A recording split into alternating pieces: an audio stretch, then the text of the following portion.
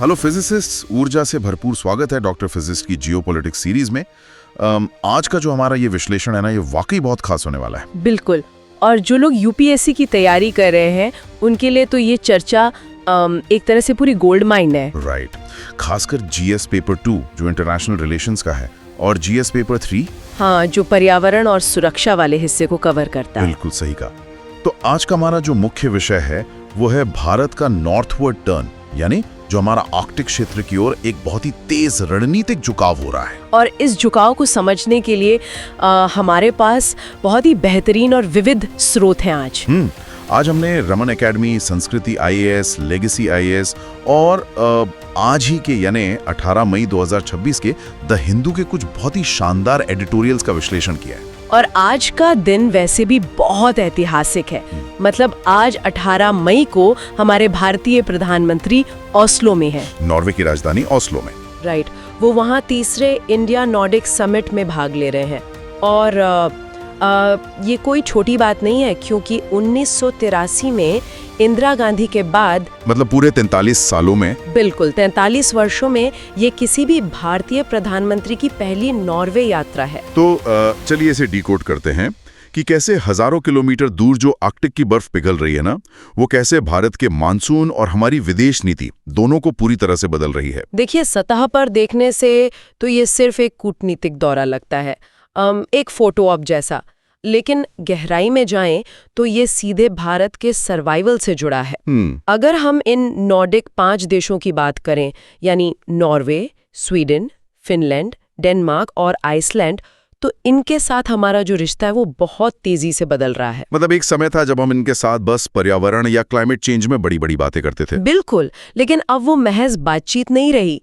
अब इसे आधिकारिक तौर पर ग्रीन स्ट्रेटेजिक पार्टनरशिप का नाम दिया जा रहा है। और ये सिर्फ नाम का बदलाव नहीं है, इसमें एक बहुत बड़ा आर्थिक कोण भी जुड़ा हुआ है। राइट। अगर हम टेपा यानी trade and economic partnership agreement को देखें तो स्रोतों के मुताबिक अगले 15 सालों में भारत में $100 बिलियन का भारी भरकम निवेश आने वाला है। और $100 बिलियन के निवेश का सीधा मतलब है रोजगार।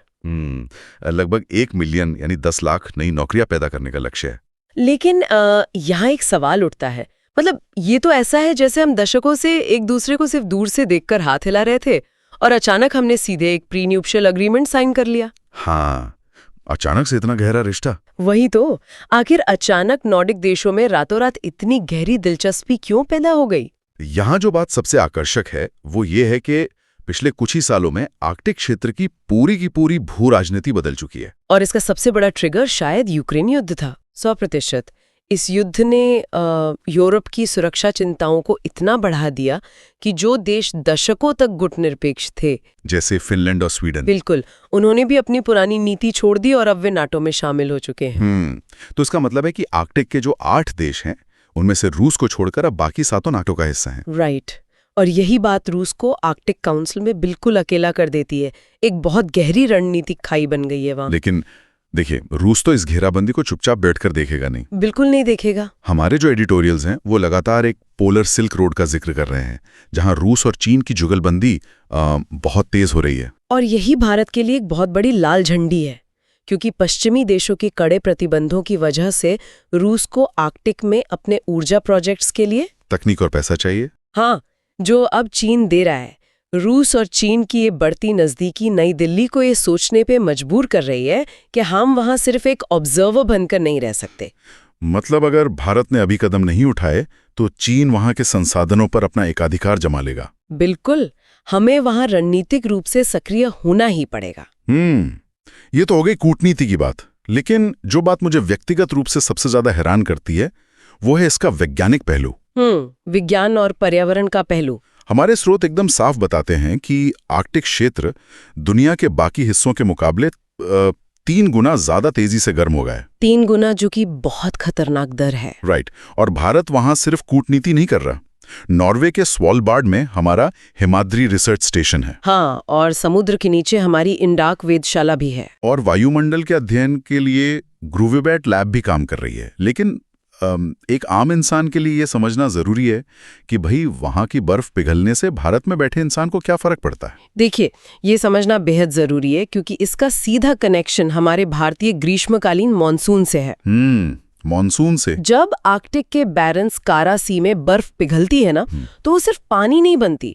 जब वो सफेद बर्फ गहरे रंग के पानी में बदलती है तो समुद्र सूरज की गर्मी को ज्यादा सोखने लगता है। मतलब रिफ्लेक्ट करने के बजाय वो गर्मी को एब्जॉर्ब कर रहा है। बिल्कुल, और इससे जमीन और समुद्र के तापमान का जो बैलेंस है वो बिगड़ जाता है।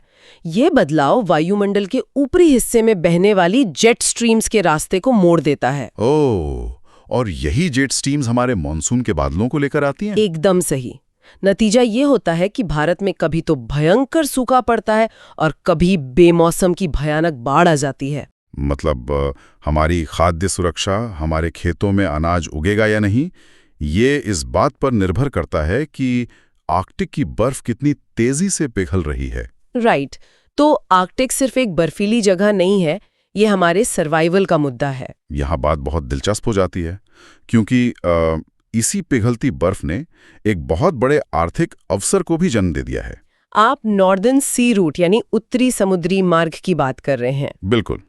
बर्फ पिघलने से एक ऐसा नया रास्ता खुल रहा है जो यूरोप और एशिया की दूरी को स्वेज नहर के मुकाबले करीब 40% तक कम कर देगा। 40% समय और ईंधन की बचत, ये ग्लोबल सप्लाई चेन के लिए बहुत बड़ी बात है।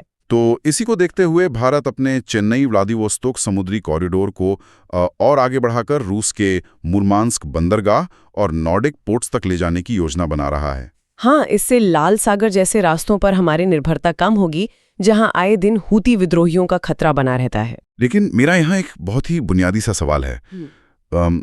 हम नक्शे पे लकीरें तो खींच रहे हैं, लेकिन हम उस बर्फीले रास्ते का इस्तेमाल करेंगे कैसे?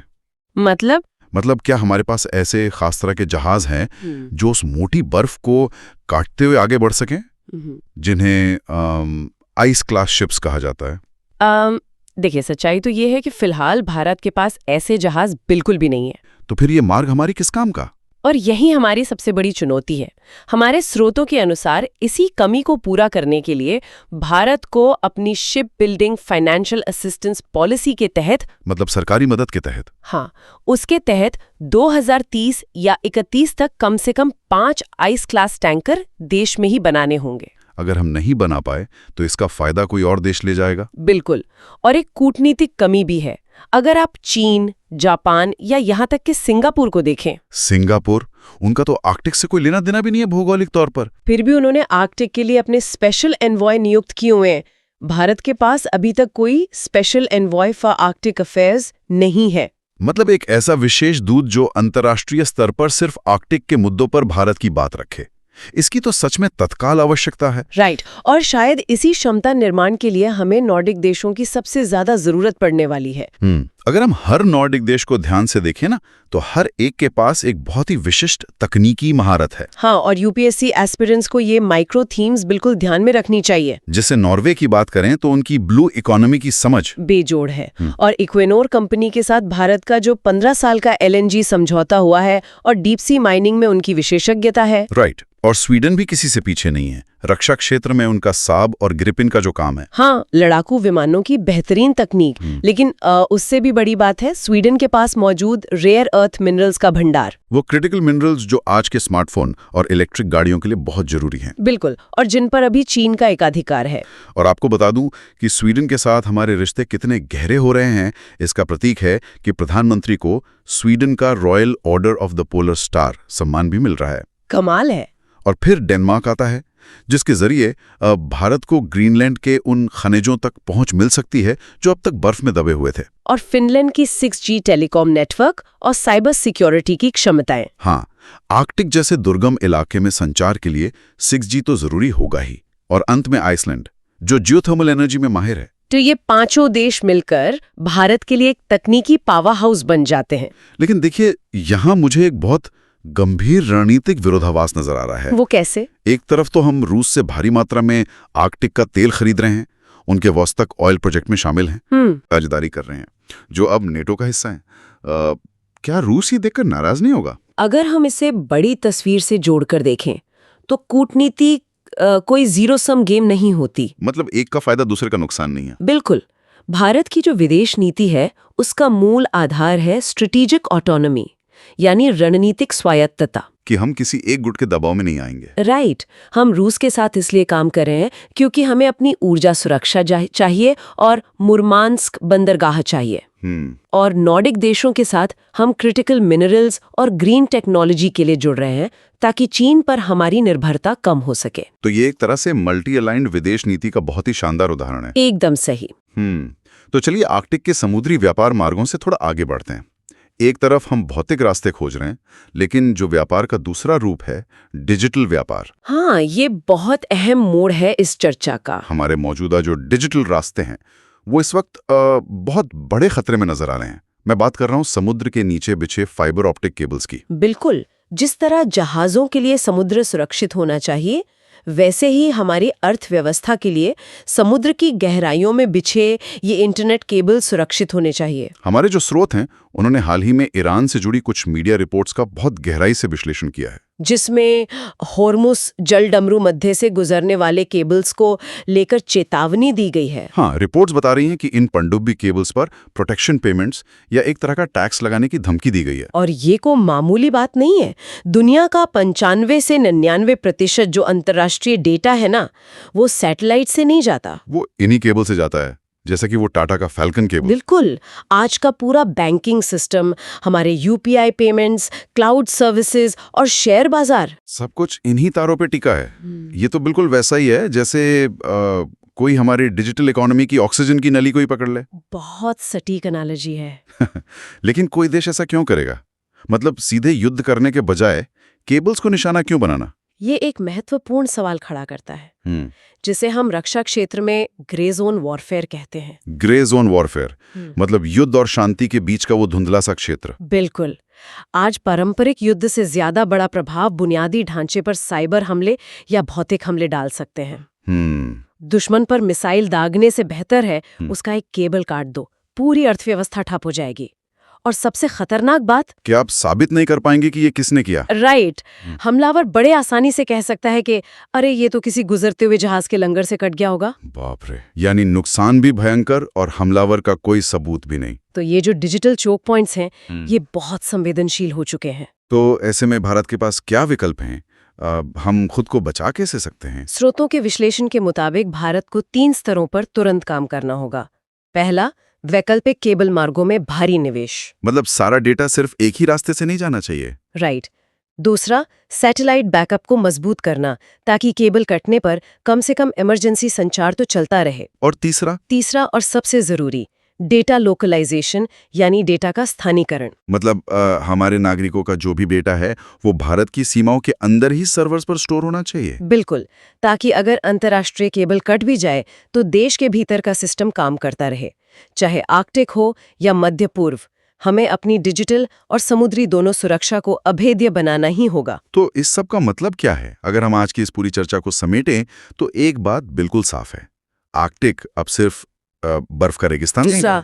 वो भू राजनीति का नया हॉटस्पॉट बन चुका है। भारत का ये जो नॉर्थवर्ड टर्न है ये केवल विज्ञान के लिए नहीं है, ये ऊर्जा, क्रिटिकल मिनरल्स और हमारे मानसून की सुरक्षा का एक ग्रैंड नैरेटिव बन चुका है। ये निष्कर्ष एकदम सही है। और आज हमने आर्कटिक में देशों की होड़ और इंटरनेट केबल्स पर बात की। लेकिन जाते जाते स्रोतों के इतर अगर हम एक सवाल पर विचार करें, सोचिए क्या होगा अगर भविष्य में इन बर्फ मुक्त आर्कटिक मार्गों और इन अंडर सी केबल्स पर किसी देश का नहीं बल्कि विशालकाय टेक कॉरपोरेशंस का एकाधिकार हो जाए।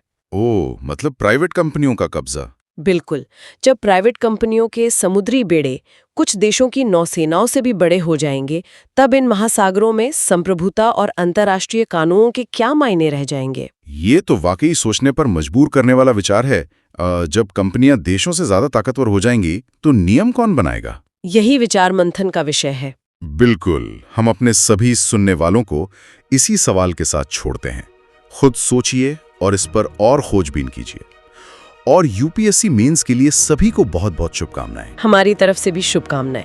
हम जल्द ही द डीप डाइव के अगले एपिसोड में मेरा मतलब है एक नए विश्लेषण में एक नए जियोपॉलिटिकल टॉपिक के साथ वापस आएंगे। तब तक के लिए सुनते रहिए और सीखते रहिए। अलविदा।